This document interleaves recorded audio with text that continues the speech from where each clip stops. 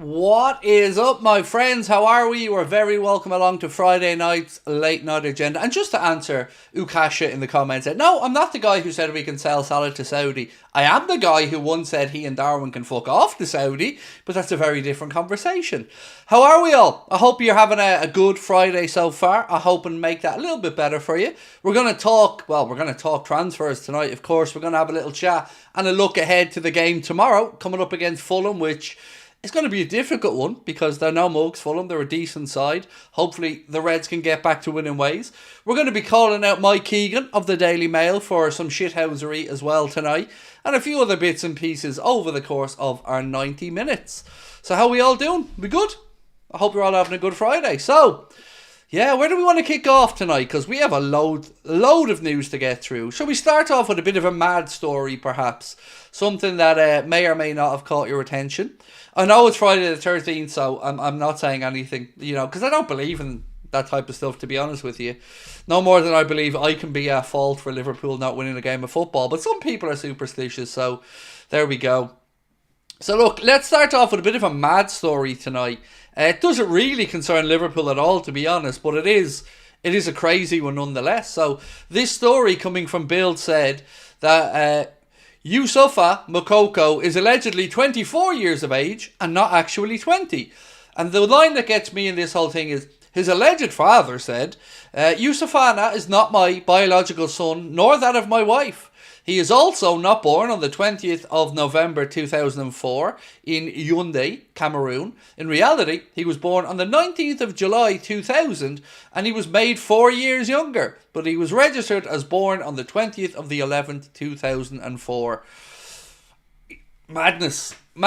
I guess that only really counts for the underage football, that it was a problem. I mean, once you get to senior football, it doesn't really matter what age you are, to be honest. But bit of a mad story that to kick us off tonight.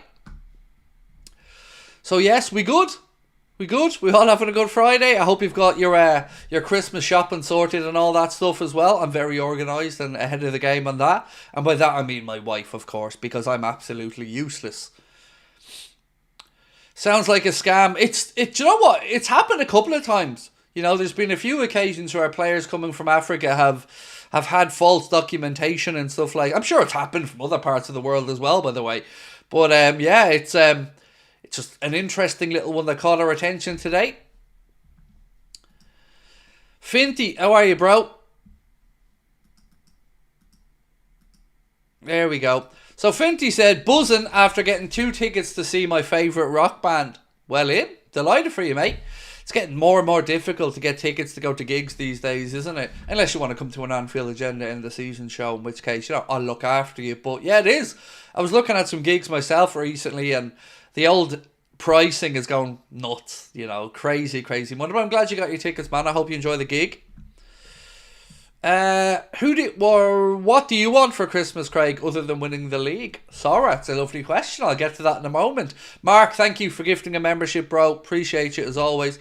What do I want for Christmas? I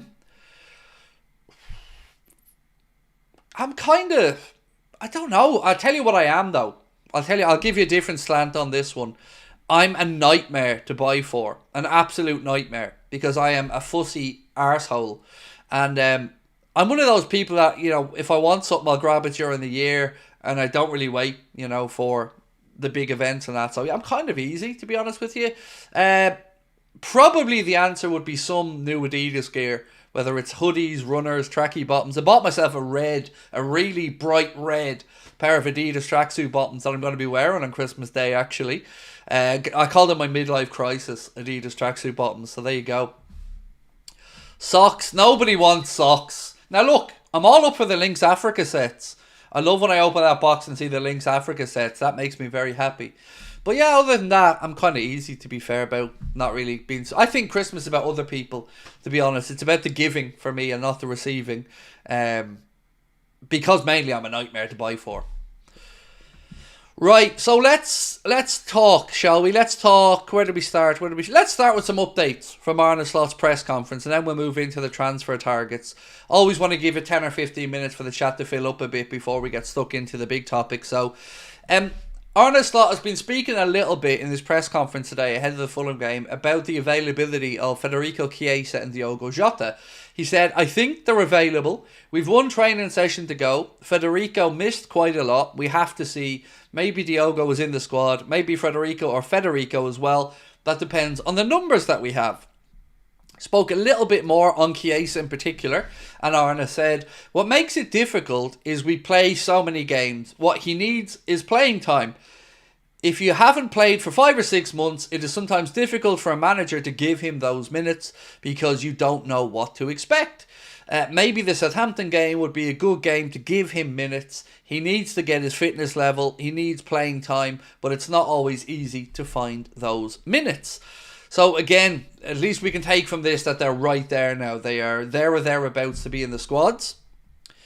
Right, a couple of super chats to run through and say thank you.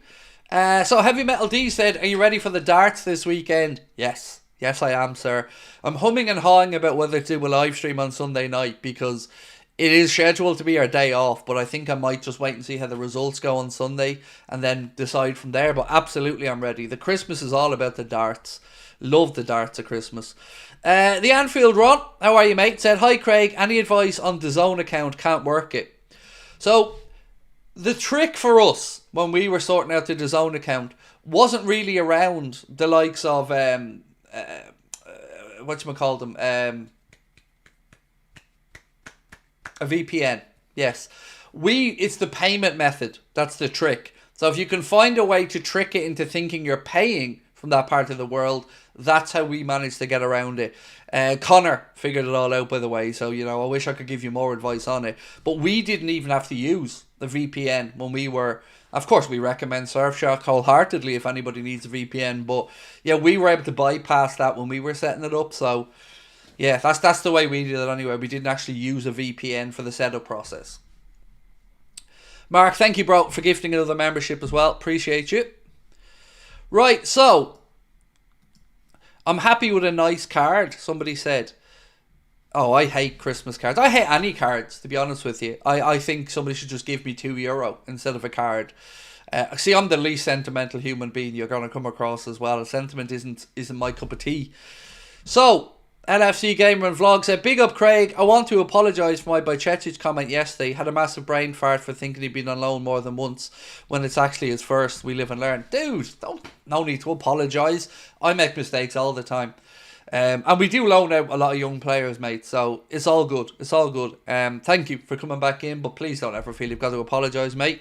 We're all human beings. At the end of the day, we make mistakes, and God knows I've made enough of them. Right, so let's talk. What do we talk?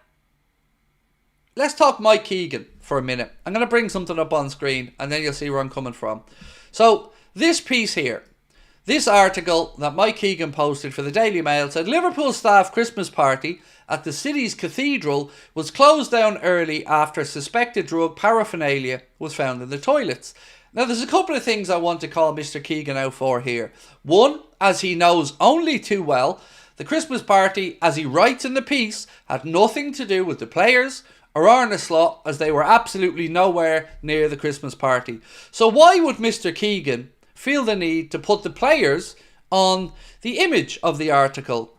We all know why, because as much as journalists look down their nose at us and call us clickbaiters on YouTube at time, nobody would resort to that because it's got nothing to do with the players or Arne Slot.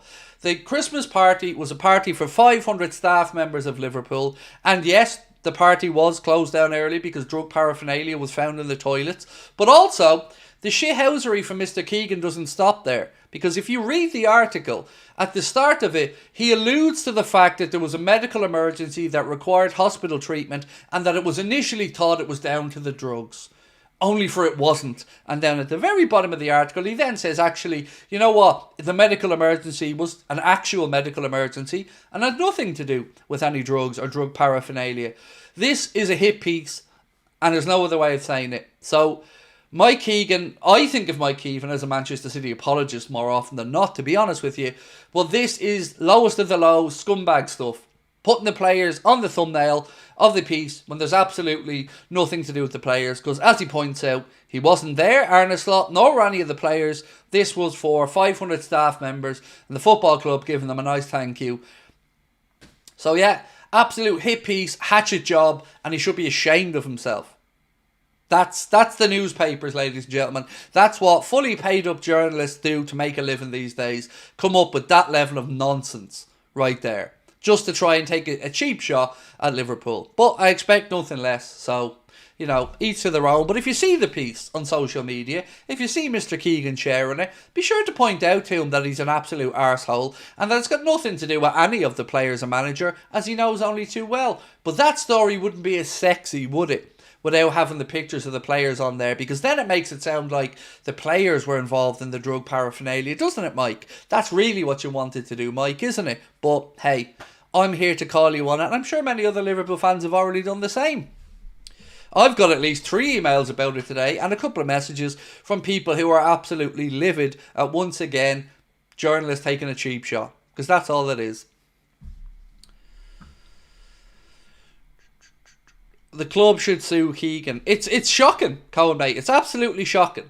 Because, fair enough, nobody's trying to say it isn't an issue if some drug paraphernalia are found at the party for staff members. Of course. Particularly because it's in a cathedral. So I'm all for that.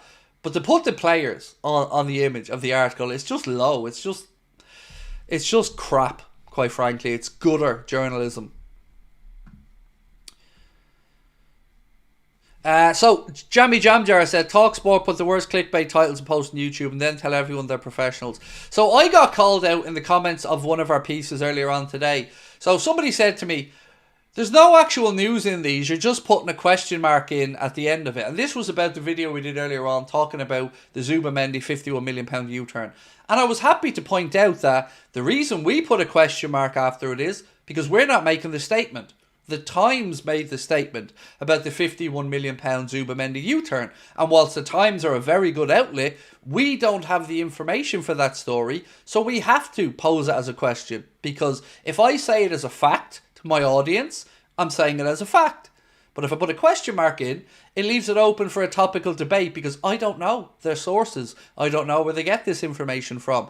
And he also went on to say to me in the little moan and piece he did underneath that there's no actual news involved in the video, even though I spent 2-3 minutes talking about the press conference, quotes from Arne Slot, injury updates ahead of the game. If you actually watch the damn video, rather than just commenting on the title, then maybe he'd understand. But I can't say this clear enough. I'm not a journalist. We aren't journalists. We're a fan channel. We don't do the investigating. We collaborate the news, bring it to everybody for a conversation, and occasionally when we get our own stuff, we run with it.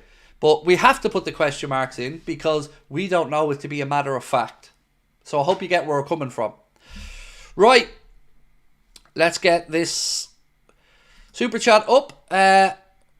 Saripta, thank you so much. Very kind of my friend. Said, hello Craig, big love from India. It's 2:30 a.m. in India now. Wow. And you're up late with us. We love that. But before I go to sleep, I always plug into your show. Keep growing, and it's so cool to see you love what you're doing. Thank you, mate. Of course, look, I get to chat with great people like yourself on a nightly basis, so it's a dream, mate. It is honestly a dream. And it's amazing to think that yourselves and others in India are there tuning in, or people in South Africa, or people in America, or man, you know, it absolutely fills my heart with happiness. So thank you so much.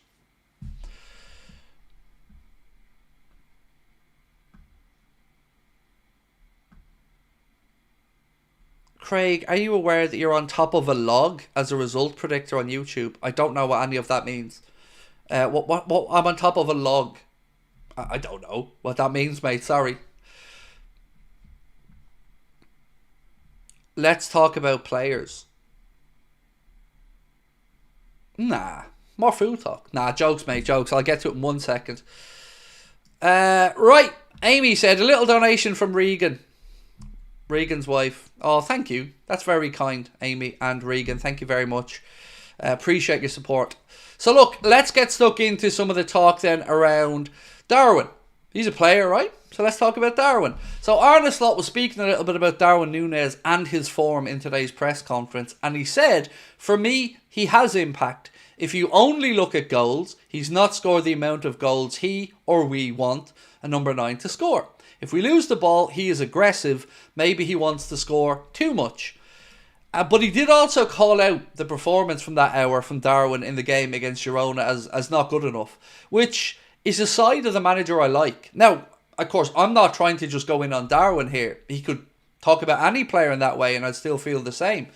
I like that he's holding the players to account. I like that even though we beat Girona, he wasn't happy with the performance that he's seen. Because he knows if we take that level of performance again into the game against Fulham tomorrow, we probably won't come out the other side with the victory. So I guess he's got to make sure that the standards are being kept there.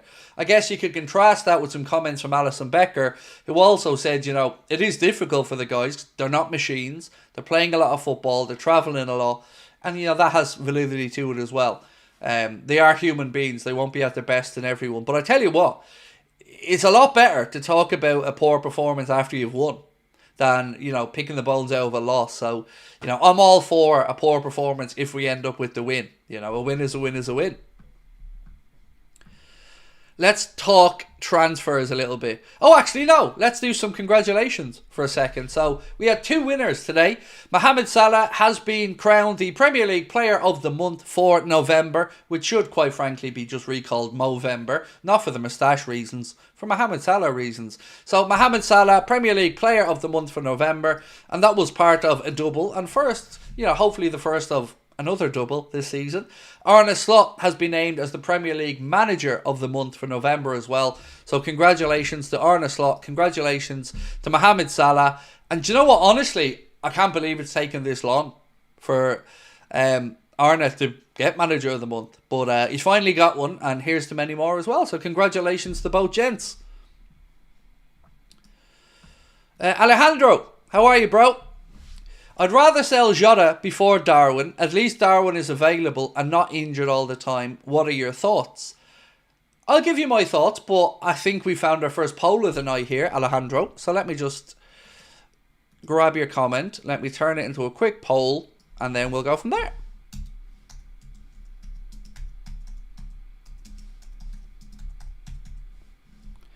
Just got to put this to the people, mate, and then I will give you my opinion, I promise. Right. Couple more options to add. 1 second. And one more. Right, so what I've done here, Alejandro, is I've said, who would you sell? And I've given you guys 4 options. Jota, Darwin, both, or neither. I think we've covered all bases there around the 2 forwards you've mentioned. So, for me, mate, if you had have asked me maybe a month ago, Alejandro, I probably would have been on the side of the debate that you're on here now. I probably would have said the availability is key. But I don't know if it's because Jota coming back is getting closer and Darwin hasn't really, done what we'd hoped for this season. 3 goals so far just isn't enough. I would be on the Darwin side of it, to be honest, mate. But I think there is certainly, I don't say a case to sell either of them, but I think you could make an argument to sell either of them with some validity to it. But let's see what the audience vote for as well. So I am intrigued to see how this one works out.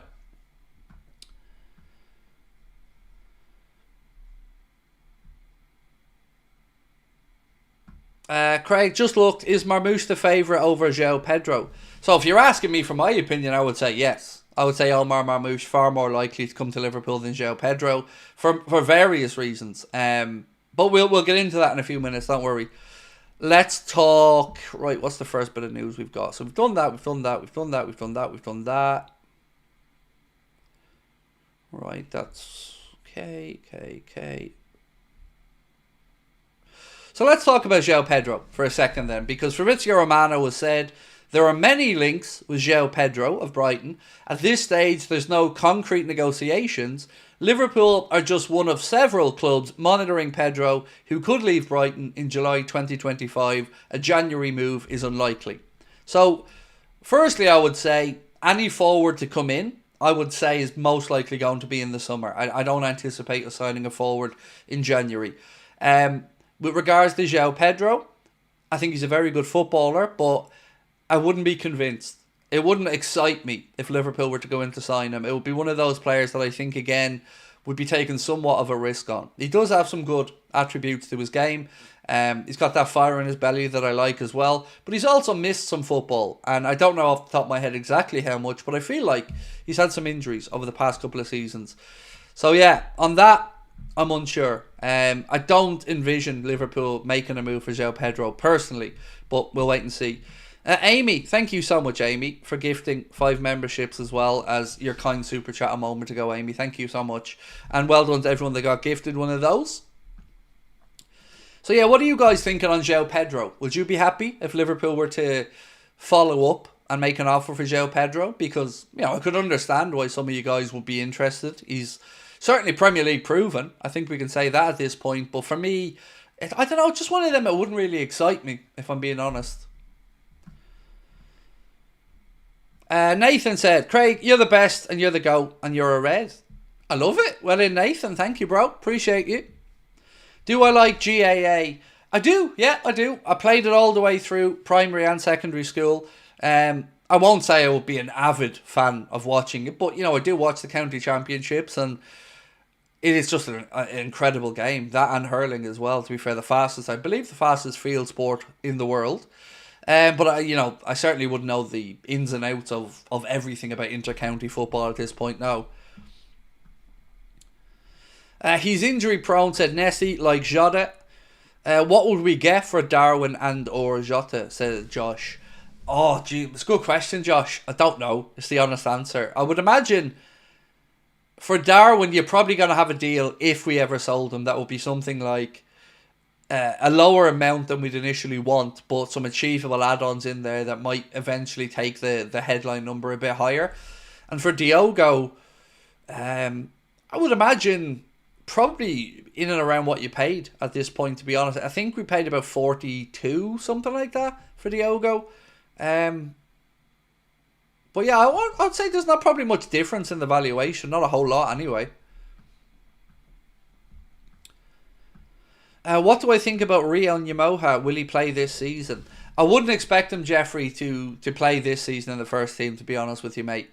You never know, actually. Now that Accrington Stanley game, maybe. But the initial plan was not to really think about him from the first team perspective this year. Yes, he might step up and do some training like we've seen with the first team squad. And that's the whole idea behind the AXA training facility. But I don't want us putting too much pressure on him too early. Look, you want to see that pathway through to the first team and that's part of the reason why he moved from Chelsea's Cobham Academy over to Liverpool, but you also don't want to rush him and throw him in too early, because how many times have we seen a player come in, maybe do well, then fall away for a little bit, and it just feels like they've been given that opportunity too early. So I think we'll see him next season. Pre-season, he'll probably get a look and go from there. Harry said, what position do you think we need to improve the most?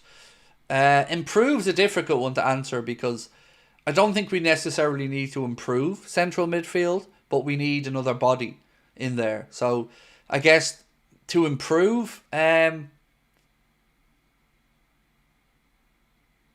back. If we're going for improving, as in somebody who could come in now and be a difference maker, I would say left back probably, to be honest. But I don't want to write off Robbo either. I just want to take some of that pressure off and maybe use Robbo a bit more sparingly, maybe once a week kind of thing. So yeah, I would say those are the two positions that I'll be looking at. But if I answered honestly, I've got my mind and my heart set on a central midfielder. Lorcan, how are you? See FIFA sold their soul awarding Saudi the World Cup. Look, I always feel difficult, Lorcan, and let me keep this back up actually. I always feel difficult talking about these things, right? Because firstly, I don't like going in on any country, because I don't like going in on the people of these countries, because we're talking about a very small subset of people here. But I will agree with you 100% that all of them are selling their soul. because FIFA is supposed to be a non-profit making organisation. And we're yet again going to see a situation where this is probably going to become another Winter World Cup, where leagues are in turmoil all around Europe and other parts of the world to try and shoehorn this in. I've nothing against trying to grow the game around the world, but I do have some things against the way they went about this, i.e. they were only having that section of the world and there were only 28 days given to people to put the bids in. So it felt like it was kind of you're wasting your time. So I agree. Wholeheartedly I agree, but again, I don't like bad-mouthing any countries because the people of those countries don't deserve me to be doing that. So, yeah, I agree with you, mate. But, what is it, 2034? So you know what else, though? Well, we're talking about the World Cup for a second. I would also argue that the World Cup, the Centenary World Cup in 2030, the fact that that's been awarded and will be played over 3 continents is a piss take. Not because I don't think any of the countries involved, so Morocco, Spain, Portugal, Uruguay, not that I don't think they're all, great footballing hotbeds, but we're supposed to be looking to move the game forward. We're supposed to be looking at sustainability. We're supposed to be looking at reducing our carbon footprint and all this stuff. And then here goes FIFA and saying, let's drag the World Cup to 3 different continents for one edition of it. Africa, Europe, and South America. That to me is hypocrisy of the highest order. When the rest of us are being told to, travel less, use reusable water bottles, all these other things that we're all trying to do in our daily lives. And here we have the jet set once again just going, yeah, but it doesn't, not to us. Do as we say, but we don't have to do it. We can do what we want because, we're important people. Amy, thank you, by the way, mate. Appreciate you gifting another 5. So, Craig, your opinion on Frimpong to Liverpool. Thank you for helping guide me into the next part of the show, mate, because I was moving on to that next, so thank you. So, right, there was a report that was doing the rounds today. It came from Christian Falk, who normally talks a load of me arse, and I'm going to say he probably talks a load of me arse with this, but said Liverpool have Jeremie Frimpong on their list. Dirk Hebel, his agent, was invited by Liverpool for the match against Bayer Leverkusen, and he was in the director's box. Now, that's a big leap to go from an agent of a player was in a director's box to we want to sign him. And if you look at this logically and remove the we like Frimpong aspect of it because, look, he's an easy player to like, it just doesn't fit with what we're looking to do in that position. And also, let's say Trent doesn't move on and he stays. So then you've got Bradley, Trent and Frimpong, and you're trying to figure it out for that right side. It doesn't make any sense. And anytime I've spoken to a journalist or anybody that is closer to the club than I am, they've rubbished the idea of Liverpool being in for Frimpong. So, I can absolutely believe an agent was in a director's box when we were playing Leverkusen at Anfield. Not a big leap to understand how that might have happened. But I tend to not believe 99% of what Christian Falk said personally. Because I think he just does a lot of waffling, in all honesty. So, yeah, I wouldn't believe it. But, maybe I'm wrong. Maybe there is something to it. But for me, no, I don't think so. Like 1-3-5-2 or 3-4-3 or some variation of that is where he's at his best. And we don't play that way. And I don't think of Frimpong as a right back, more of an auxiliary winger or a wing back. And again, he ain't getting in ahead of Mo, is he? So where would he play? He's in the right back in my eyes. And I can't see him being... Look, the only thing that makes me think it's possible, I guess, is the release clause. That may tickle FSG and Michael Edwards and Richard Hughes' fancy. I think his release clause is about £38 million, something like that. Which is, for a player of his calibre, is a very reasonable amount of money. But I just don't see it. I just don't see it being true. Ryan made a good point as well. Not like Frimpong is his only client. Exactly. And it's not like they were there when we were playing Real Madrid. Frimpong's agent was there when we were playing the team of the player he represents. Not too much of a leap there. Well, actually the opposite. It is a lot of a leap if you ask me. So yeah, I don't believe that one. But there was more exciting news than that, which I wanted to speak about. So, one sec. So, this is interesting because of where it comes from. The Times, who are, I'm sure people in the UK and Ireland know, but for people maybe outside the UK, the Times would be an outlet that you could say are very, very, very reliable. Very, very, they're not clickbaity, they're not spoofers. And they've said that Zubimendi has performed the U-turn on his decision to stay at Real Sociedad. They go on to say that he's open to a move in a development that has alerted Liverpool, Manchester City and Arsenal. So what I wanted to do with this subject tonight was ask you guys what you think is going to happen here. Because if Zubimendi has said that he feels like he's changed his mind, I've been reading through some of the comments from the video earlier on where I spoke about this initially, and a lot of the comments were a mix of people who, weren't sure about believing it, or people who maybe felt once bitten, twice shy with regards to him, changing his mind or whatever. So let me try and pitch you how I see this. If we take at face value that Zubimendi's changed his mind, why would he have changed his mind? Well, there's a couple of reasons, I think. One, maybe he felt, like we've seen reported before, pressured into staying at Sociedad last time. And maybe he was given assurances of things that maybe haven't happened since. Or maybe he just feels like he missed an opportunity. And I'm all up for somebody changing their mind, especially when you've got somebody with a family and ties to the area. Just look at what's going on here with Trent and us now. So we know what the club means to Trent, what the area means to Trent. And with Zubimendi, you have a young man who's married, I believe, has a family, grown up playing for Sociedad, been at that club all of his footballing life. And it's a big upheaval to move. So the pressure got put on him in the summer. And I don't know if Steve McManaman's story about him being pictured in a Liverpool kit and all is true. I don't. But if he does decide to leave Sociedad, I find it difficult to see why it wouldn't be for us. Because look at the three clubs mentioned. Manchester City, Arsenal and Liverpool. So let's talk each one of those clubs. Manchester City have a lot of uncertainty around them right now. With regards to the charges, with regards to the state of the team and its performances. And then of course there's the aspect of what happens when Rodri comes back in. Would Zubimendi see his minutes limited? Would he be an understudy like he'd been for the Spanish national team? Don't know. For Arsenal, well, they've got a lot of midfielders there at the minute. They've just bought in Mikel Merino. Of course, you do have the Arteta Sociedad link, so maybe there's something there as well. On top of that, they have to move on a player, I believe, to free up the squad space. So for Arsenal, you're probably looking at this being a summer thing. Then you come to us, and it feels like we need to get it in January, if it's going to happen. That's the way I look at this, because if we don't get this done in January, then in my mind, if Alonso goes to Real Madrid next summer, I think if he comes a knocking on Zubimendi's door, Zubimendi's going to go to Real Madrid for two reasons. One, he gets to stay in Spain, gets to move up a level in his football, and gets to work with his idol, who he grew up, I'm sure, having posters of on his wall in Sociedad. So I think we need to move quickly if this is going to be us. And I do hope that if he has made that decision, and again, the Times reporting the U-turn, I can't see it being anywhere but us then, because we're the most sensible option.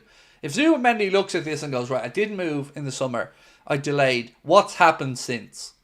Well, what's happened since is that he has seen that Arne Slot and Liverpool are the real deal. He's seen us dismantle Real Madrid, he's seen us dismantle Manchester City, he's seen us dismantle Bayer Leverkusen, he sees us top of the Champions League format, he sees us top of the Premier League, and still in need of him in the position to supplement Ryan Gravenberch or to play alongside Ryan Gravenberch. So that, coupled with the good relationship and the way he left on positive terms with Richard Hughes in the summer, I feel like it has to be us, right? It just has to be. Call me arrogant about that, but I really feel if we can take it for granted that the U-turn is being performed, has to be Liverpool. Amy, thank you for gifting another membership, by the way. Much appreciated and very kind of you. So yeah, that's my take on the Zubimendi U-turn. Now I'll move on to speak about Milos Kerkez in a minute, but I want to read through some of your comments around the Zubimendi stuff and see how you're feeling. And don't worry, I haven't forgotten about the poll. We'll go back to the poll in a moment. The Liverpool fella said, I think City won't get Zubimendi, but they will get Adam Wharton. Well, I don't know if that will happen, but what I can say is I do know that Adam Wharton was a name that they were looking at for next summer. There has been some talk, the Liverpool fella, that City are looking to push ahead and ramp up their transfer business a bit earlier because of the way things have fallen apart for them now as they look to salvage something from this season. So maybe they fast track that. Maybe they put in a cheeky offer for Adam Wharton, see if they can get him in January. Craig, you have any posters of footballers in your room growing up? Oh yeah, I had loads, man. If you looked around my room, you'd have seen Ian Rush, John Barnes, Dean Saunders, Ray Houghton, Ronnie Whelan, Packy Bonner, of course, the Irish keeper at the time. Yeah, loads. John Aldridge. Yeah, I used to buy Shoot magazine, Match magazine all the time and, take the posters out of the middle of it, straight up onto the wall with a bit of blue tack. My mum hated it though, because the walls were wrecked, all the blue tack I had over it. What else we got? Toes said, nope, done that one. I would love it if we got him, said Marvin. Frimpong's relationship to Liverpool is similar to Trent's relationship to Madrid, except there is no doubt he wants to come to Anfield. Yeah, I'm unsure though I can't see a reason why we go after Frimpong. Now, if you said to me Trent's 100% leaving and Arne thinks he can turn Frimpong into a right back, okay, then that maybe is a different conversation, because I would say that if you lost Trent, it wouldn't be a bad start to fill that void with a Frimpong and then young Bradley as well.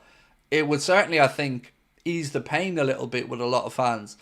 And I'm kind of at the point now where I do feel Trent's likely to leave. I don't know anything, I've no info on it, but my gut just tells me we're inching towards that, and I hope to God I'm wrong. And Amy, thank you again. Appreciate you. That membership's gone to Banshee F91. So that's the first part of it. Now let's talk about Milos Kerkez, because there's also been reports from Team Talk and a few others that Liverpool are looking at a £91 million January spree that would bring in Milos Kerkez and Zubimendi. Now, I'm going to say this early doors. If that happens and we get some contracts sorted out, I'm happy. You won't hear any "Where's the money, John?" from me over the January window if we end up with the contracts being sorted and a left back and a midfielder brought in. I promise you, I won't be on here moaning. I will be saying, well done, thank you, and that will set us up very nicely for the rest of the season. But let's see if it happens first, because, I have my doubts, but I hope I'm wrong. I love this from Dylan. Said Frimpong wouldn't be a bad understudy to Bradley. I love your belief in Conor Bradley, mate. Well in, and thank you, Amy, again for gifting another one there. That one's gone to Freddie. Twitch account said Kerkez has real potential and is Premier League proven. We should try. So yeah, look, if you're looking at the stuff around Kerkez, there's a lot of things to say that this one could have legs. One of them, like you've said, he came into Bournemouth, has shown he's Premier League level, but also Richard Hughes would surely have a relationship or at least a dialogue with his representatives, because he would have been involved in bringing him to Bournemouth. So that one, I think, coupled with a lot of the stuff we've seen coming out of Hungary, and I think some of it's even been mentioned by people who Dominic Szoboszlai follows in Hungary, stuff like that, reporters who he follows. So there could be something very well to the Kerkez stuff. I'm going to push David for more information on this as we get a bit closer, but maybe. Benjamin, thank you so much, Benjamin, as always, mate. Always lovely to see you dropping in from New Zealand, and always appreciate your super chats and your comments. Said, I'm obsessed with this Trent thing, Craig. It interests me so much. I reckon him leaving on a free would affect him the same way Owen has seen, but I'm also hearing Perez sees VVD as an option.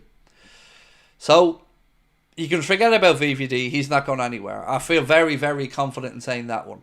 And on the stuff about Trent, it's so tough, Benjamin, because in one way you would say, right, if he does leave, he's backing himself, and he's backing himself to go over there where the glitzy lights are shining on him and to make it a success. I still think it'll be the wrong move for him, but it's his career.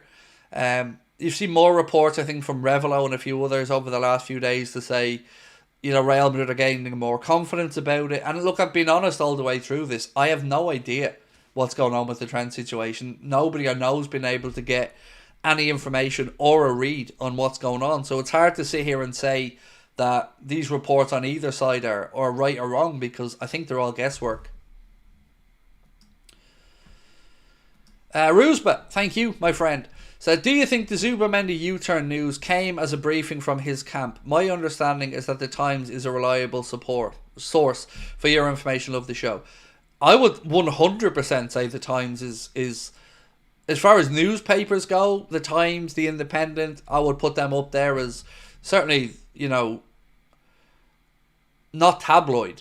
So I would say they're a bit more cautious and well-rounded in what they post. I don't know if this was Martin Ziegler's piece or somebody else's, but my only concern around it, if he has performed the U-turn ruse, but surely it's to us. That's all I want to hear next. Because Arsenal, they're hovering around still, but as I said before, I think they have to wait for the summer to free up a place in their squad. City, I think we could make a valid argument that it would be a far more sensible option to come play with us, but yeah, on this one I'm just very much once bitten, twice shy. I'm not afraid. I'm afraid to open up the old heart again and start to look forward to welcoming him in, because it stung in the summer that he changed his mind last minute.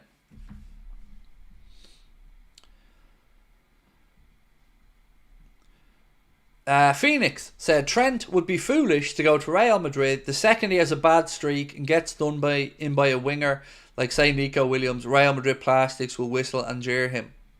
Yep. I'll go a bit further than that, my friend. As soon as Carvajal comes back fit and Trent makes one bad pass, or, as you said, gets skinned by one winger, that'll be it then. They'll be waving the white handkerchiefs. The media will be calling for Carvajal to be back in, and Trent will be thrown under a bus. 100% agree with you. But ultimately, it's going to be the young man's decision. Yeah, it's so hard to tell anybody else what to do with their life. Obviously we know what we want, but I don't know. I don't know what's going to happen with it. Amy, again, another 5 memberships gifted. Thank you. Anthony King, Sean Kirby, Dylan McNeil, Samson UK, and T all gifted those memberships. Thank you, mate. If you could have any player to play for us, who would you pick to play for Liverpool, retired or not? Oh, Gerrard, right back in now. If you're talking about players that haven't played for Liverpool, but I would have liked Thierry Henry, David Silva.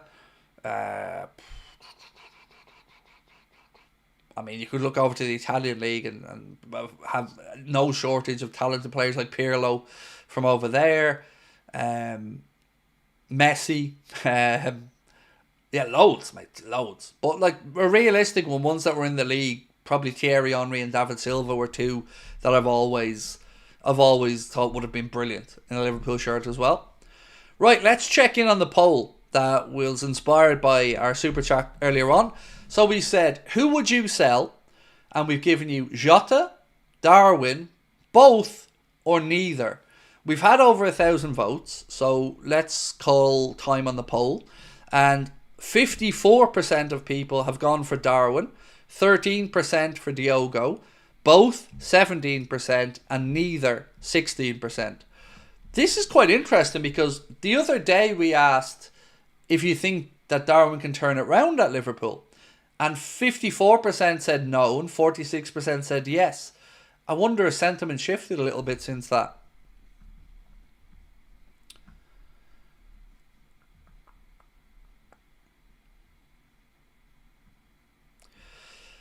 Cohen said, Craig, the Irish Guy YouTube fan channel. Oh, I know the Irish Guy well, mate. I know Michael Ramsey quite well. A very good content creator and a sound lad. Has a log table, best predictors of EPL in your top. Oh, I know. He asked me to do the predictions near the start of the season. which I'm always happy to do anything for Michael because I think he's a lovely fella. And I can't believe I'm still top of it, to be honest with you. I mean, it's nothing but a fluke, let me say that. And even in it, I screwed myself because I predicted Solanke to score for Spurs in the game when he was injured. So I could have even been a bit better. So, yeah, it's mad that I'm still there, but it's a fluke. Let me just say that to you. It's not skill or anything. It's an absolute fluke. What do you think? Thoughts on City's records revenue reporting from earlier? So there's a couple of things on that revenue thing, mate, that I wanted to discuss tonight. One of them being that apparently City have removed the reference to the Premier League charges in their going concern and other commitment section of their accounts. But what was it? 700 and something million was the record turnover with a profit of about 70, if my memory's right. Not surprising, you know, if you look at the fact that they have dominated English football and been going deep in the Champions League for a few seasons. It doesn't surprise me that their turnover is getting up to that high. You know, look at our own turnover in recent years has been mid to high 500 millions. This season, you've already seen that we've brought in 83 million from the Champions League so far, and still more to come. So, you know, it's hard to just talk about their own report and accounts in one report, because I haven't been able to contrast and look at them to see where the money came from. So yeah, you know, what I do remember is, and correct me if I'm wrong on this, because, you know, I have been wrong on occasion, I think we were the first, maybe the only Premier League club to report a 100 million plus profit from a few years back. I think it was pre-COVID, if I'm not mistaken, but I have a recollection of us being the only Premier League club to have posted a pre-tax profit or a profit of 100 million. But we've got no money.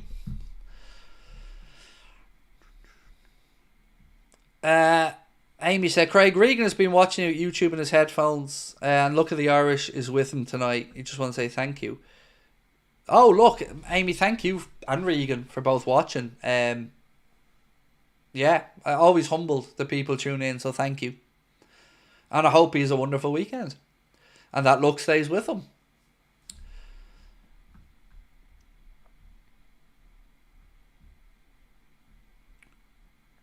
Right, what else have we got? Love the channel, keep up the great work. Thank you, Smokey. Appreciate you, mate. Thank you so much.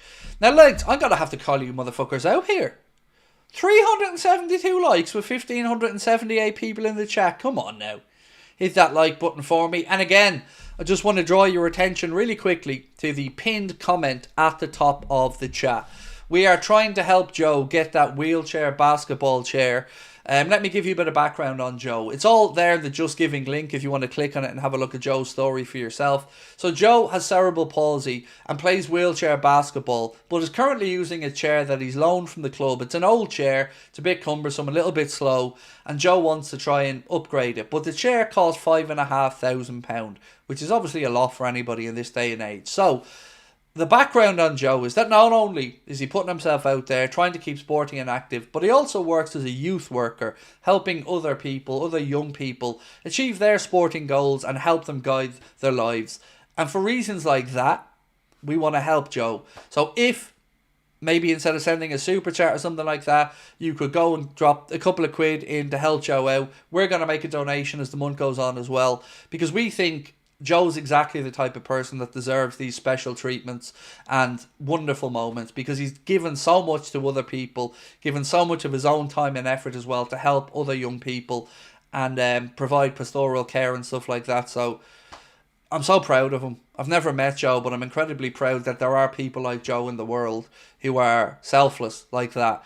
And I also know that it wouldn't be an easy thing to set up a GoFundMe or Just Giving to try and help you achieve a goal like that in life. So if you can help out Joe, it would be, I'm sure, going to a very, very good cause. And of course, we will keep an eye on that throughout the month of December and make our own donation as the month comes a little bit closer to ending. Right. So what else we want to talk about? I'm just waiting for a date, by the way. I've pitched a date to the Hot Water Comedy Club for our end of season party, and I'm just waiting to have that date confirmed, and then I should be able to let you guys know about our big end of season party in Liverpool. right. Here we go.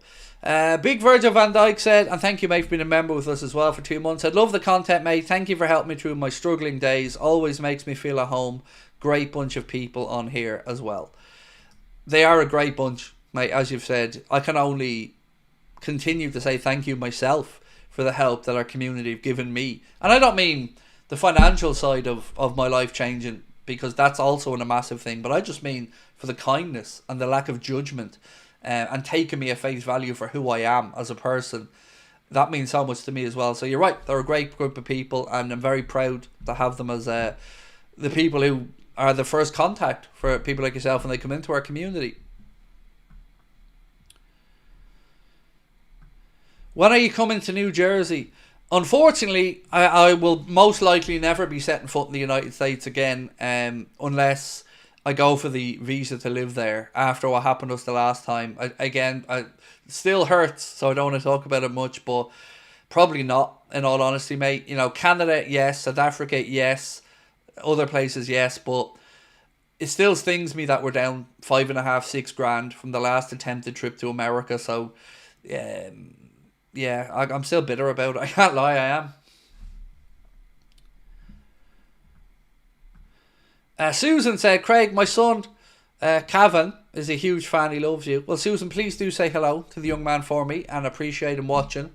I apologise as well for my language. I know it gets a bit colourful at times, but I do appreciate his support, and I hope he continues to enjoy the streams.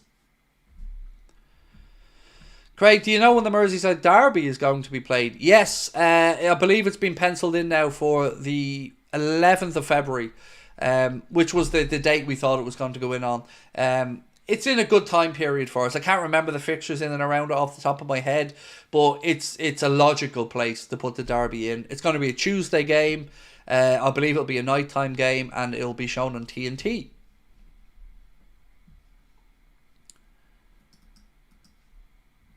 What's this? Okay. Okay, so Mohamed Salah is two Player of the Month awards from breaking the record that's currently held by Aguero and Harry Kane, which I'm sure he will get, Mark, if he continues to stay with us, which I'm sure he will. Phoenix said, February the 11th, pending UEFA approval. Yeah, they do have to approve it because, of course, that would fall on a Champions League night as well. And usually they don't like having club games involved on Champions League nights in domestic leagues, but I think this is the only sensible time that they can squeeze it in. Oren said, you deserve all the love. You know what, mate? I don't know if I do or not, but I tell you what, I don't know, man. I just feel so lucky over the last while. I really do. Especially at this time of the year, you know. It's probably one of the first Christmases I've not really had to think about every penny that we spend and stuff, you know. It's been 6 years to get to this point, but I think, you know, we're on the precipice of my life changing forever because of you. Do you think Adidas will make better jersey than Nike? Come on now. Kwame, dude, it's me. You know, I don't know how long you've been watching the channel, Kwame, but come on now. You know, you're asking me, do I think Adidas are going to be better than Nike? You know, I present you Exhibit A, bro. Yes, they will. And I'm going to be shameless, by the way, Kwame, when Adidas are officially announced. I don't want to hear about anybody else getting sent free shit. I want all 285,796 members of our community to get themselves onto social media, tag Adidas and say, if any bastard on this planet deserves some Adidas love when they launch with Liverpool, it's yours truly, who's been rocking Adidas for 6 years on this channel and is a lifelong Adidas fanboy. So yeah, I'm buzzing, mate, absolutely buzzing. I'm also scared, Kwame, because I'm about to be broke when Adidas start making Liverpool stuff.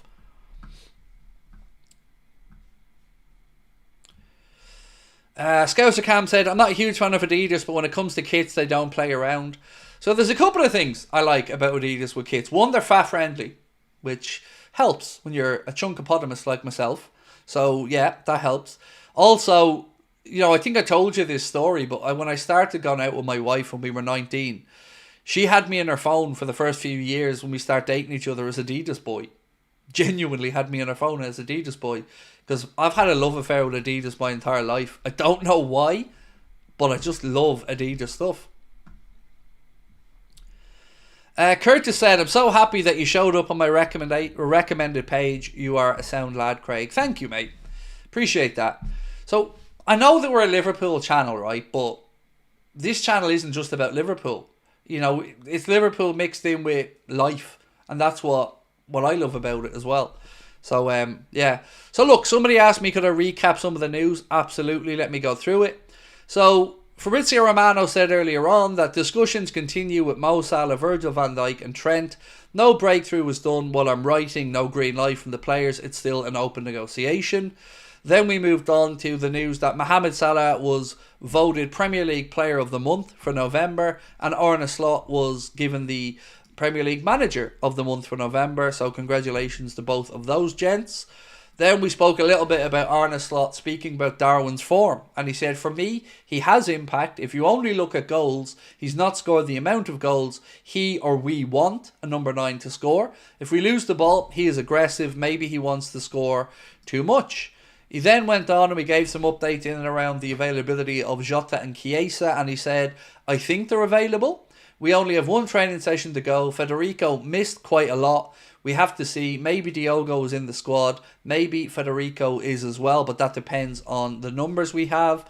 And then he went on to speak a little bit more about Chiesa. And he said, what makes it difficult is we play so many games. What you need is playing time. If you haven't played for 5 or 6 months, it's sometimes difficult for a manager to give him those minutes because you don't know what to expect. Maybe the Southampton game would be a good game to give him minutes. He needs to get his fitness level. He needs playing time. But he's also he's not always able to find these minutes. Royal Warzone said, any centre-back links? Jarrell's confidence is shot. We need. Yes, actually there is, mate. Going back a couple of days now, but bear with me. So I'm going to tell you a funny story, right? So usually when I'm sitting down with David Lynch before we record, I kind of tell him roughly what we're going to be talking about, and because I don't like to surprise anybody with a question that they may have not thought over. So I threw a name at him about a centre-back, and he kind of wasn't paying attention till I said the name of the club where the young man might have been coming in from, and then his interest peaked a little bit. So there was a story the other day that came in that said Ecuadorian centre-back Joel Ordonez has caught the attention of Liverpool. The player is a product of the famous Independiente del Valle Academy and is seen as one of Ecuador's next big prospects. So when I said that to him, he starts speaking about the fact that that's where Caicedo came from, that he knows that Liverpool are definitely scouting in and around that club and that part of the world. So keep an eye on that name. I'm not saying it's absolutely going to happen, but it ticks a lot of boxes. Age profile wise, yep. Physically, yep. Right type of player. Good pedigree coming through at that club, yep. So I would say keep an eye on him. And when we do look and talk about centre-backs, every time I've spoken with people about it, they've always said the same thing. If a centre-back comes to the club, it won't be somebody 25, 26, 27. You're talking somebody early in their career who will eventually find their way into the first team. So that's what I would be expecting there. Monkstown Glass, how are you, sir? Always a pleasure. Craig, was so happy to hear how the channel has helped you and your family, but you earned everything, mate. We owe so much for creating such an amazing place. So two things have happened, mate, that are truly amazing for me. So firstly, I've said this before, I hope that we're going to be able to sign off on buying our house over the next 6 months, maybe less. We're kind of just dragging it out a bit ourselves at the minute for financial reasons, but I'm hoping that we buy this house in the next few months. And when I say buy it, I mean take out a mortgage on it. And also, we made a bold decision about a couple of weeks ago. We ordered a brand new car that's coming in January. And I feel so proud, that. Because I grew up driving bangers, like cars. We've had cars that went through puddles and they stopped. You know, I'm talking real, like, pieces of shit. But you needed to keep on the road because you had a family and you wanted to keep going. So yeah, we ordered a brand new car. It's coming in January, and it just feels like I'm living someone else's life. In all honesty, mate, I'm not used to good outcomes when it comes to me and stuff. So I'm kind of just taking it 1 week at a time. But you know, I don't know. It's unnerving because I'm not used to things being calm. What did I get? We ordered. Do you know what? We initially looked at a Mercedes CLA, but they tried to rob us in the garage. You know, we got offered. I'm gonna say this honestly because it's really happened. We got offered 10 grand less for our car, a whole €10,000 less in a Mercedes garage than we did in an Audi garage, a BMW garage, and a Renault garage. A full 10 grand less. So we told them to stick their Mercedes, and we went and we ordered a Renault Raphael Alpine model with all the toys, which is gorgeous.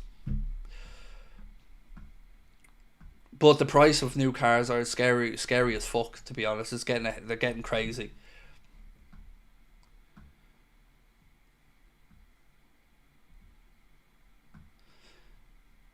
I want your honest opinion on Dominic Szoboszlai, said Robert.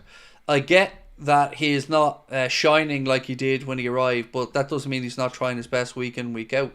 So, Robert, I've not been somebody who's gone in on Dom at all. In fact, I've defended him when others have gone in. So I think it is fair to say that we maybe hope for a bit more end product. But what I think is unquestionable is his work rate, his improvements this season under Arne, and hopefully his fitness. Because I like what Arne's doing now, kind of keeping the competition between him and Curtis Jones about who gets the starting berth, one in 1 week, one in the next. But like you, mate, I'm delighted that he's at the club. I still feel there is more to come from him, but also he's not even anywhere near his prime as a player yet, age-wise. He's 2-3 years away from that. So I think people just maybe some people had too much of an expectation when he came in because of what he was doing with Leipzig, and he was going through a real purple patch as well, scoring freely for Hungary as well. But no, I would say I'm like 90%, 85% happy with things so far with Dom.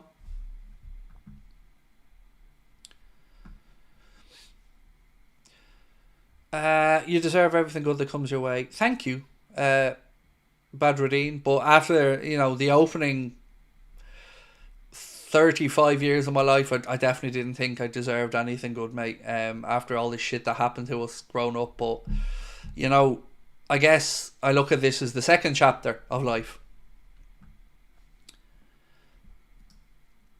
And I will talk about it all from start to finish one day. But we're just not there yet. Hoarder said, "You deserve it all, Craig. Best wishes to you." Thank you, bro. Very kind of you. Craig, that little boy Goldbridge is a strong feeling we're drawing Fulham tomorrow. No disrespect to you, Michael, but I don't care what he has to say, to be honest. Because, like I've said before, that man lies about the lies that he lied about. So, yeah, his opinion's irrelevant to me. Unless he finally wants to just admit to the world that I am a better content creator than him. So, which I am. So, I hate him, honestly. I hate him for what he did to some people I know, particularly one fella who, I don't like him. I don't want to talk about him.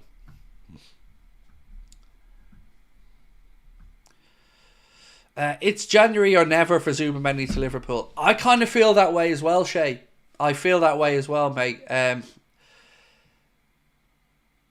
Yeah, I do. I know a lot of people are saying, like, would he leave Sociedad mid-season, but I'm not really sure what exactly Sociedad are going to be playing for there this year. I know they're doing decent in the Europa League. They've certainly, I think they're into the top 8, if I'm not mistaken, in the Europa League. But I don't think they're going to win much, to be honest. And so what I'd be interested in finding out, Shay, is why he's done the U-turn. Because it can only be for a couple of reasons. One, either he's looking at what we're doing and thinking, shit, I could have been part of that.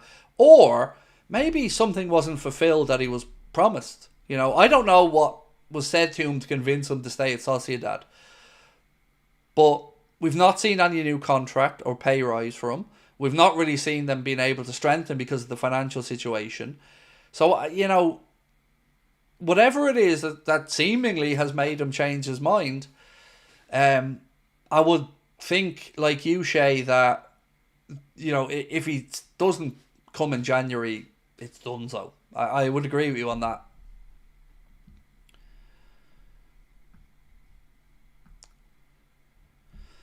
Can you make a poll if people want Omar Marmoush or João Pedro? Yeah, sounds like a decent poll.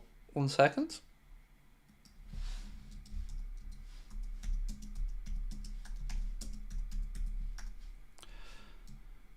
Let me just this.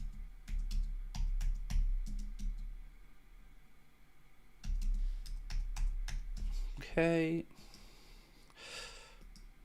Sorry, I can't talk and type at the same time.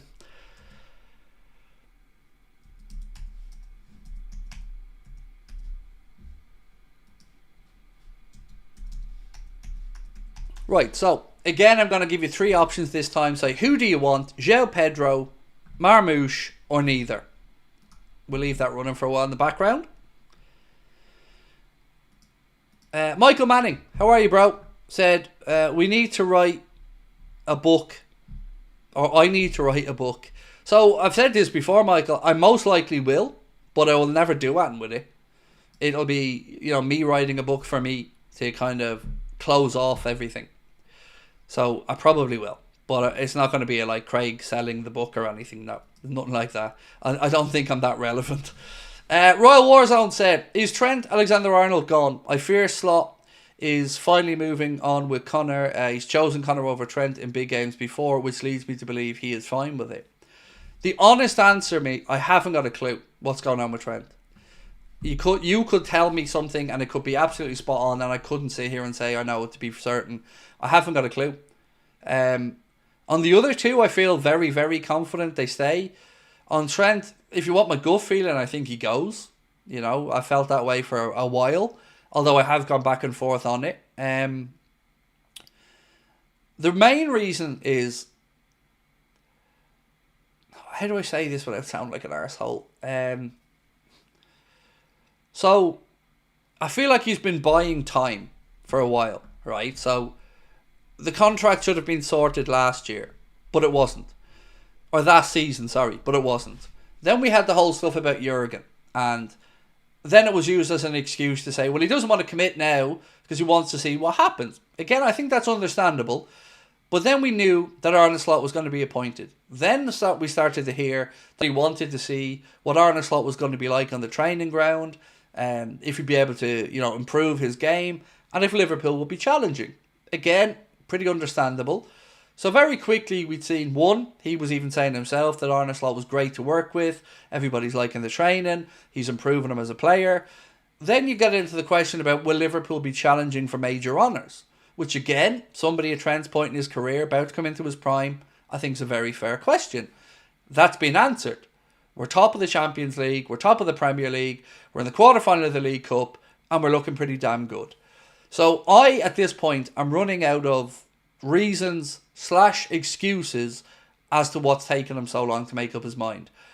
But what I don't want to happen for him is him to think that people are idiots and drag this out through January, February, on in. For me, if he hasn't signed by the end of January, I think that's a pretty big indication that he's not going to be staying. That's just my take on it.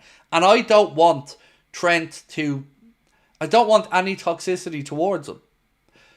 But I also don't want... One of my biggest pet peeves is that football fans are taken for idiots. Like, treated like we're all dumb little children who've never been around the world before, seen anything happen, or can't read between the lines. And I think the most important thing in any of these situations is honesty. So, one, I don't know what's stopping him from committing. At least saying, I want to be here. This is the club I want to be at. I hope to get the contract sorted. Same type of stuff that Mo and Virgil are saying. Haven't heard any of that from him. That pisses me off. I can't lie. And secondly, the longer he strings it along, if he does then leave, I think it's going to be worse for him. I think it's going to anger people. And honesty and upfrontness is the best way to go. So if he knows and if he's made a decision in his mind that he wants to do one or the other, I think communicating that to the fan base is the best way to go. But there's also the other side of it where maybe he's just a very private person. But I don't know. Being honest with you, I'm a little bit pissed off about Trent. I can't lie, I am. And I don't want to put words in anybody else's mouth, but as a Liverpool fan, sitting here, seeing the best centre-back in the world saying he wants to stay here, seeing the best attacker in the world, or one of the best attackers in the world, saying he wants to stay here, and then we've got the local boy who, not 6 months ago, wanted to become Liverpool captain and cement his legacy here, not even publicly coming out to say that this is the club he wants to be playing football for. That doesn't sit well with me. And I can't lie about it. It doesn't. It doesn't mean, again, that I'm going to run down the lad or anything. You know, I understand it's a difficult decision, but you either want to be here or you don't. At this point, you know, I think he knows what he wants to do. You know, it doesn't take this long to make a decision. It doesn't. But as I said, that's just me being me. I don't want to tell anybody else how to feel. Regan said he'll pay for the wheelchair in full as an Irishman, also give the extra money to the family. So this is very confusing to me now, Amy. So, has Regan won the bleeding lotto or something? Because I don't know where this is going. Super chats have been lovely, membership's been very generous, but it's, you know, it's a whole another thing to say to somebody you pay £5,500 for the chair. And also, I don't want Regan or anybody else being in any financial hardship or putting themselves out in a big way. So, you know, I don't know your economic circumstances, so it's very difficult for me to... but he's won $1 million. $1 million. $1 million. $1 million. $1 million. Fuck.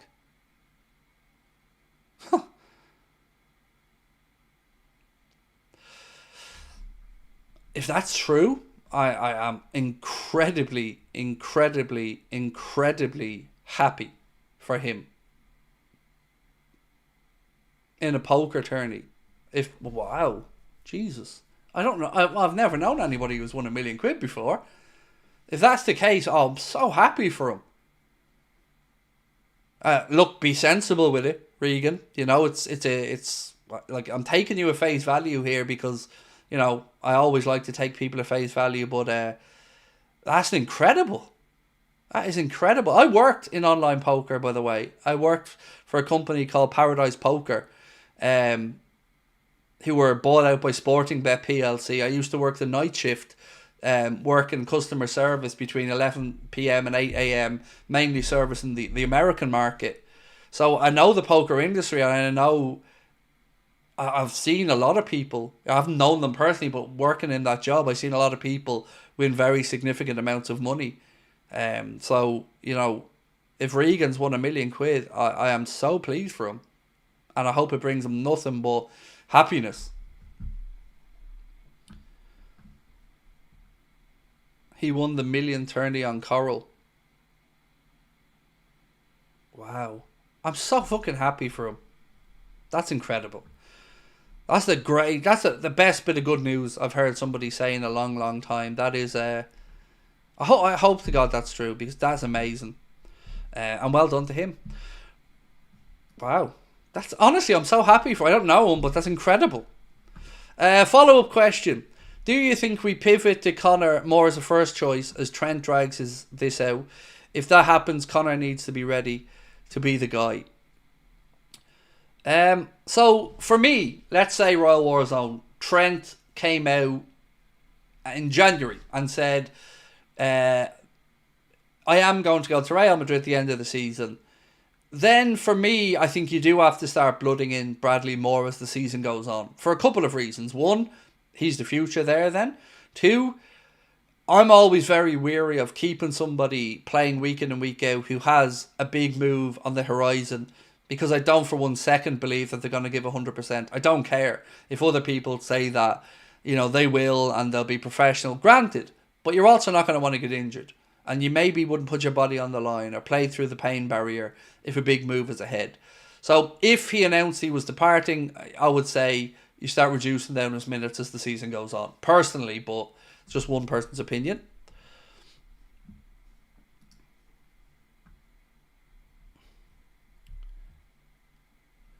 Amy, I can't get past that. Honestly, I'm just genuinely buzzing. And I've never known anybody with that much money. And I always wonder, would I feel envious of it? But I don't. I honestly just feel happy if Regan's won that. And more so because he's taken it off a bookie, which is fucking amazing. That's incredible.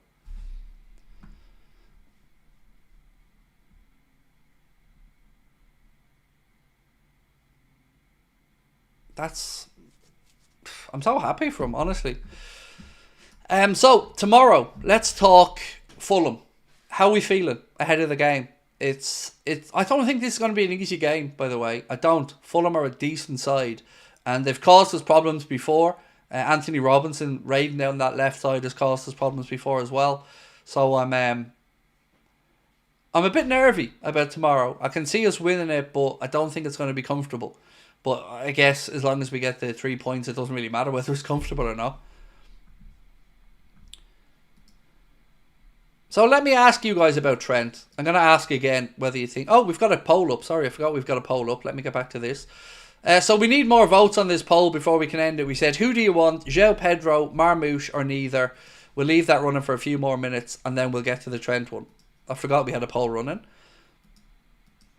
Ashley said, hope Trent stays, but in my opinion, Mo and Verge are more important.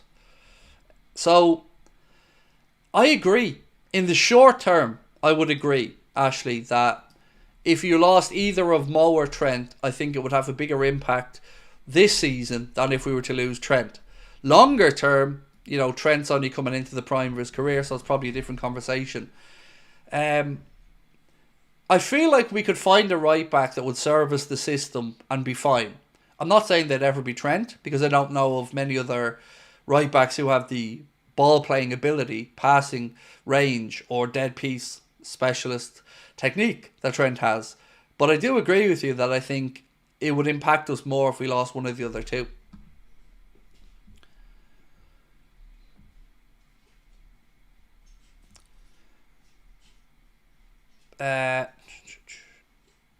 Score prediction, said Tyree. So I went 2-0, mate, in my prediction, which came out late last night. So if you haven't had a chance, please do watch the preview.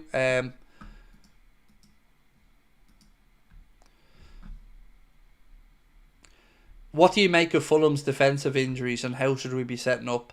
They do. I think I read somewhere else, Paolo, earlier on, they're missing 5 players. And I think Bassey's suspended, if my memory is right from watching him play the other day. So yeah, they're going to have some concerns themselves and hopefully we can exploit those. But, they've not been an easy game for anyone. I think, they drew with Arsenal, obviously. And I don't remember us having too many comfortable games against them in recent history. So, I'll just take a win tomorrow. It'd be nice if we put in a better performance than we did against Girona, and we'll have to. But big game. And then, Arne can rotate a little bit on Wednesday. Southampton in the League Cup. You'd imagine we'll probably see Elliott get a start there. Maybe Kelleher comes back in. Neone might get a run out, and a few others. So yeah, I think McAllister will be back then next weekend. He's going to be a big miss for us tomorrow, by the way. Still having no Alexis McAllister in midfield.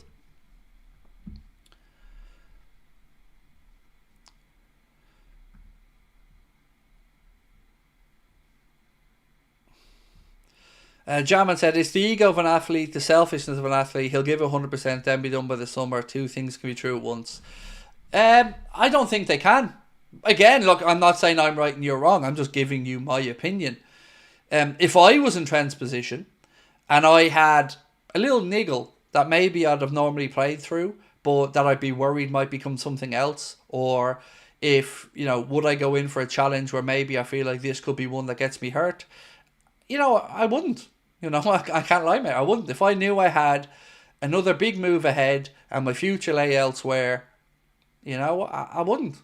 But I'm just giving you my opinion. I'm not saying it's a fact. Craig, did you see the news on Mikel Antonio? So the only news that I've seen is that he had an operation to a fracture of his leg. That's all I've seen, and that he was awake, and I think he had a Skype call or a video call with the West Ham players before their game against Wolves. And look, genuinely happy that he's going to go home to his family, because when you've seen the initial images of the crash, you feared the worst. So I'm really happy that he's going to get to go home to his family.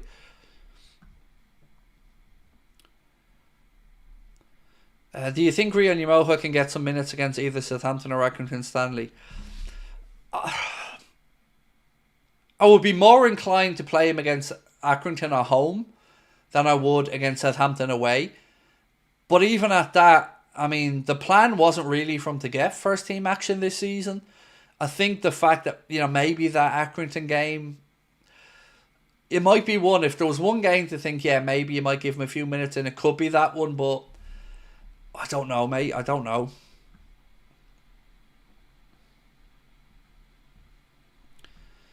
Mahmood said Zubimendi is so loyal he won't leave mid-season. It's a shame.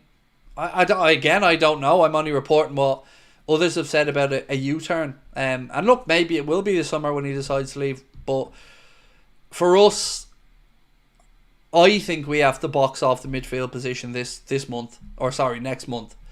I don't think we can be waiting around.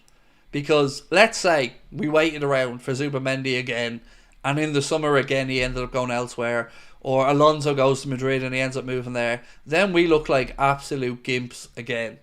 And for us, I think it needs to be boxed off in January.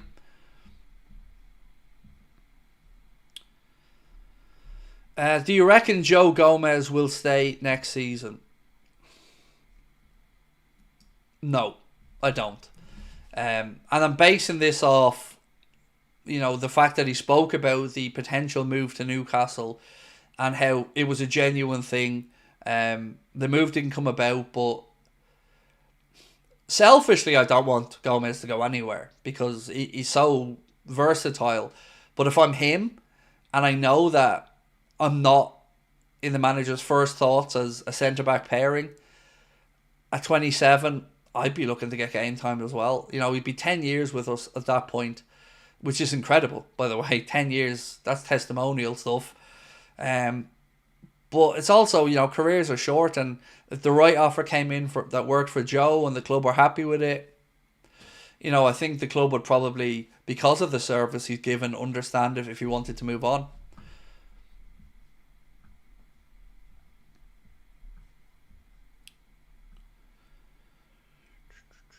If Gravenberch gets a yellow or gets injured, we'd be in a world of trouble. Yes, we would, Dylan.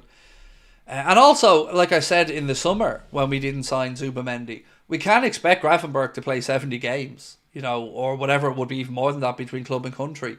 So he needs to have a rest at times as well. And right now, we don't have somebody who ticks the boxes to come in and play for a prolonged period. If we did have a knocker, we'd be again hoping that things would work out rather than having the players to make sure it will be as seamless as can be. Just look at the fall off Manchester City without Rodri, and look, I know there's more factors at play there, but yeah, we need to get it. Especially, my fear is this: we don't do it in January, and we fall a little bit short in one or the other of a few tournaments, and we're sitting here thinking again, what if? And I'm fed up thinking what if. I'm fed up wondering if we had been a bit more ballsy in the market, what may have happened. So this feels to me like we've now got a chance to capitalise on a great start, to send the message to the rest of the league and Europe that Slot's building, that we have notions of becoming our own dominant force in English and European football, and underlying that we're serious.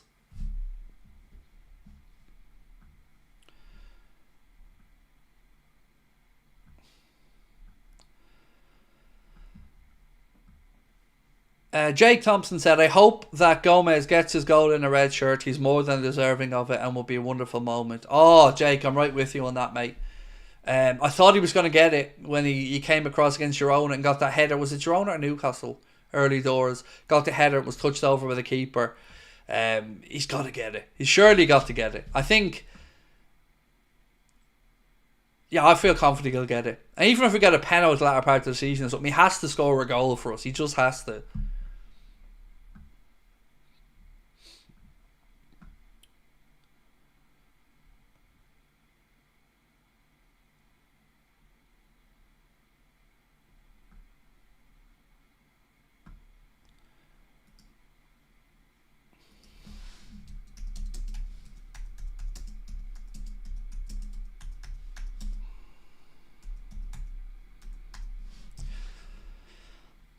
Who's scoring tomorrow? Salah is going to get the goal that's going to move him joint fourth on the all-time Liverpool goal scorers list with Billy Liddell. So I think that'll happen tomorrow. And then I'll probably go for a Van Dijk header, you know.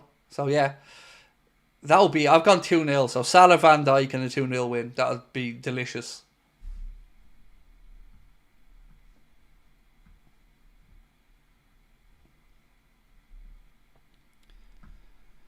If it's a lopsided game, do they give Joe a penalty kick? I'd hope so.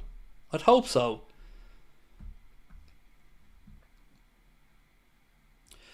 Hello, Craig. You told me about the whole FPL thing with Connor. How's it going now? Don't know. I haven't checked. I genuinely don't know my score last week. Didn't bother checking. I'm sure I'm still doing crap, though.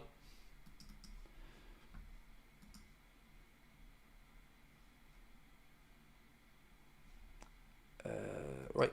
Canters, 25 months as a member, mate. 25 months. Said Salah and please God a Nunez goal. I don't know. Do you think he starts Nunez? I don't know, man. I'd be surprised if he starts Nunez tomorrow. Yeah, I mean, I don't know. Maybe. Yeah.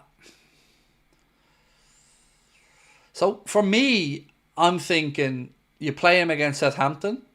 I think he's a great chance then of getting that goal, and could be a meaningful goal as well that would see us into a semi. And who doesn't love getting a semi? So yeah, for me, him, Chiesa, Elliott, all probably get runs against Southampton on Wednesday. That would be my thoughts anyway. Do we have an idea of Jota's return? Probably tomorrow.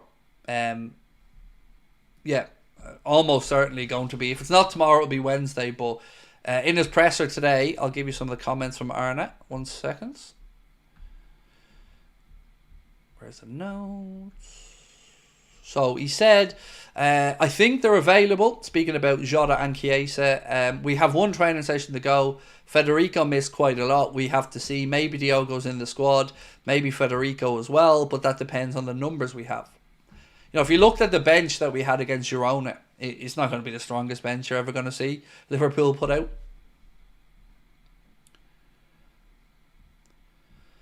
As a United fan, Liverpool are clowns. Yes, as a Liverpool fan, Nelson, you're a prick. Sorry, I should say a bitter little prick. Sorry, I need to make that clear, mate.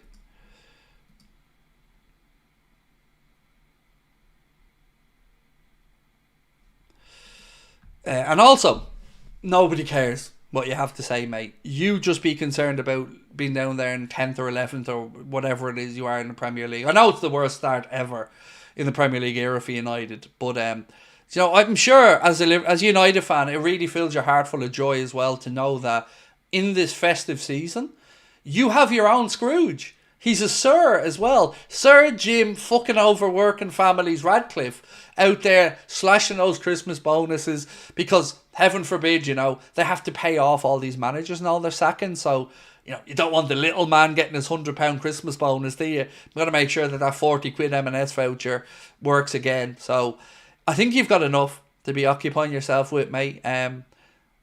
So, you know, rather than worrying about us, who are top of everything and pretty fucking good, I would say look a little bit closer to home, maybe at the, you know, your owner or your partial owner there who is a miserly git and is making your club a laughing stock.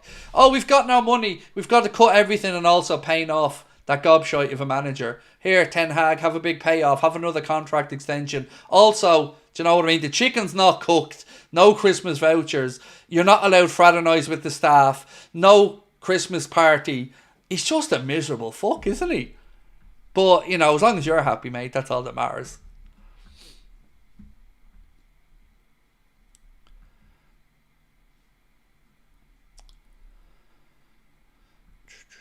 Will Cole Palmer ever win a Ballon d'Or? I've no idea, Peter. I've no idea.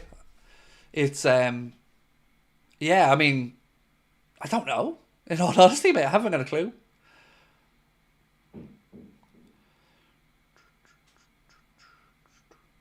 He's just a typical United fan clown. I mean, I don't know why he had to let us know he was a United fan before saying Liverpool are clowns. And then putting in the emoji for clowns as well. Just in case we couldn't understand what he meant by clowns. So, you know, he cleared that up for us, didn't he? Because, you know, if he had just said Liverpool are clowns, I wouldn't have taken him seriously. But because he underlined that by letting us know he was a United fan, now I know he's serious.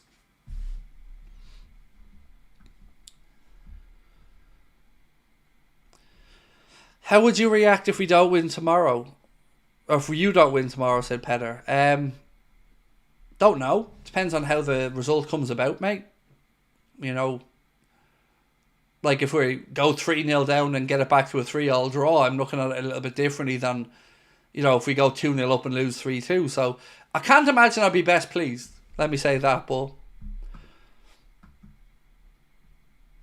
Wolski said, how are you today? I'm good, thank you, mate. Yeah, I'm good. Yeah, good. Good.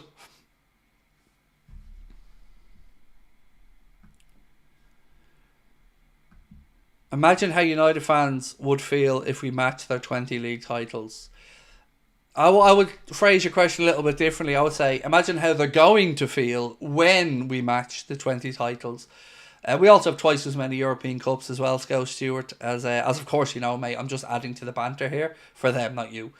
Look, they have enough to be worried about. The stadium's fallen down. The club's a laughing stock. The owner is the epitome of Scrooge, and they're languishing middle of the Premier League after splodging 200 million on signings for a manager that they've run out the door, whilst getting rid of Dan Ashworth, who they held out for. I mean, there's a lot of stuff to look at that club at the moment and just think, state of it.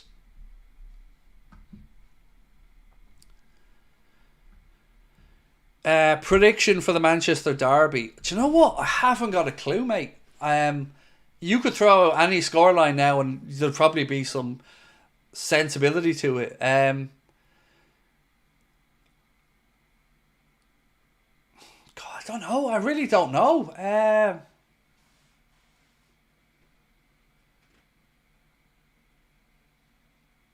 2-2, maybe, or 2-2, maybe. I mean, if you're United going there in a derby, you know, this could buy you a bit more breathing room if you got to win there with the fan base anyway.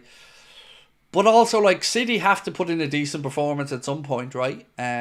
So, like, let's not make any bones about this. United are very, very bad. Like, really bad. Did I mention that they're bad? Like, very, very bad. Like, all City have to do is play it like 60% and they probably beat them. So, yeah. But no result would surprise me. You know, 1-0 win for City, 2-1 win for United, a draw. I think everything's on the table. And that's probably one of the first times in a long time I'd have felt that about a Manchester derby.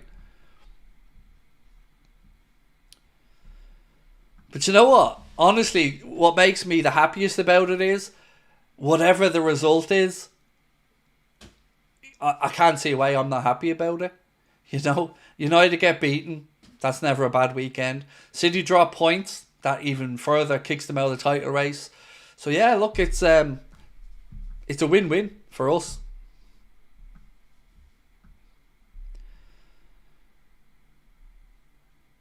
The interesting one actually this weekend, it'll be interesting to see if Arsenal playing Everton same time we play, 3:00, and then I'm trying to think. There's Sunday 7:00 games this week, isn't there? Which is a bit mad. No Saturday 12:30, but there is Sunday 7 p.m. There's 2 games.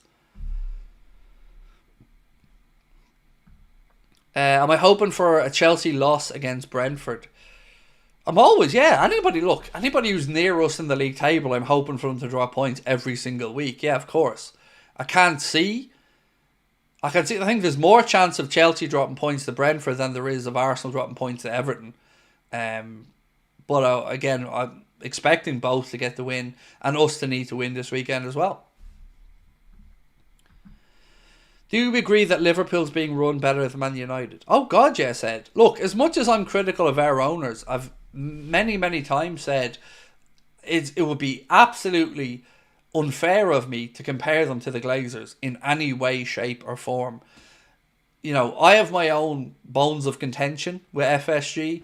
Namely, it's around transfer spending, but they've done a lot of good stuff for the club as well. Certainly, commercially. So yeah, absolutely, we're better run.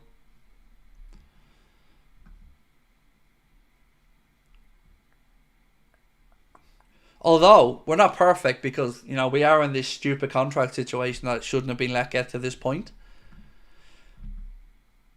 Look, I'm going to say goodnight, ladies and gentlemen, and I'm going to get ready for tomorrow. So we'll be live from 1:45 for the watch along. Hope you can join us for it. We'll have a busy day tomorrow, so watch along, match reaction, player ratings video. Then we'll be back at 8:45 for the late night agenda as well. Lots of stuff coming on. Again, that link's there if you want to help Joe get that wheelchair basketball chair. Click on that, and appreciate you all dropping in. I'll see you tomorrow at 1:45. Have a good